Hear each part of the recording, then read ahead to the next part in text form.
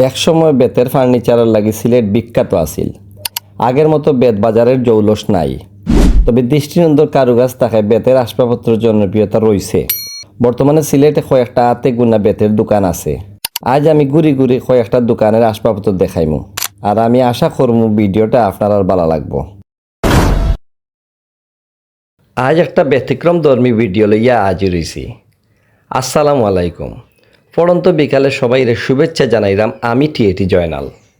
বন্ধুরা, আজ আমি আপনারা লইয়া যাইমু সিলেটর বেতফাড়াত, যেখানে বেতের আসবাবপত্র কিলান বানানি হয়, কইতাকি পাইকারি আর খুচরা কিনতে পারবা তা দেখাইমু আজকের ব্লগে।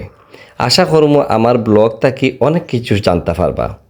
আমি বর্তমানে সুরমা নদীর ফাড় গেছা শেখঘাট কলাফাড়া ওইয়া মুল্লাফাড়া আইছি, তবে বেশি কারখানা মজুমদার ফাড়াত আছে। এখানে প্রায় বাড়িন্ত বিভিন্ন ডিজাইনের আসবাবপত্র বানানি হয়।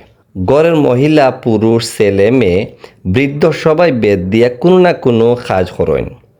বেতের পুরা নাম হইল গল্লা বেত। কালের বিবর্তনে গল্লা বেত আমরা আড়াইলিছি।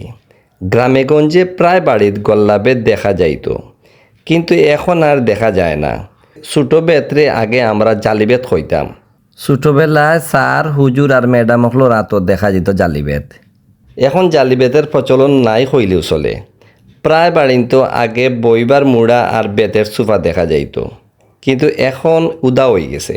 বর্তমানে বেতের আসবাবপত্র পাশাপাশি আর্টিফিশিয়াল ফার্নিচারও দেখা যায়। স্বাধীনতার আগ থাকি উত্তরাধিকার সূত্রে পাওয়া এই শিল্প এখন বিলুপ্তির পথে। জৈন্তাপুর, সারিঘাট আর সুনামগঞ্জ থাকি আয় গল্লা বেত। সিলেট বেতের লাগি বিখ্যাত। 1885 সালে প্রথম বেতের আসবাবপত্র প্রস্তুত হয়। বাংলাদেশের বেশিরভাগ বেতর জিনিসের সিংহভাগ যোগান দেয় সিলেটর বেত শিল্প। বাংলাদেশের গণ্ডি ফারইয়া সিলেটর বেত সামগ্রী লন্ডন, আমেরিকা, মধ্যপ্রাচ্য সহ বিভিন্ন দেশে রপ্তানি হয়।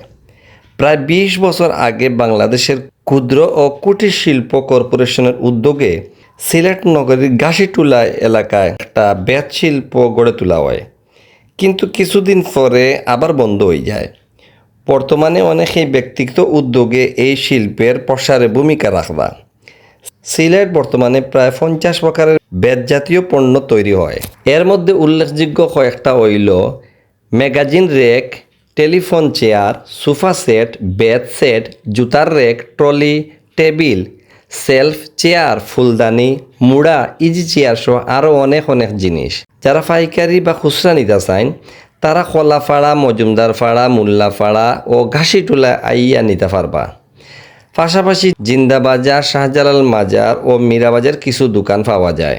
আমরা সিলেটের ঐতিহ্য বিরাজ করে এই বেত শিল্প, তাই এর সংরক্ষণ করা খুব জরুরি।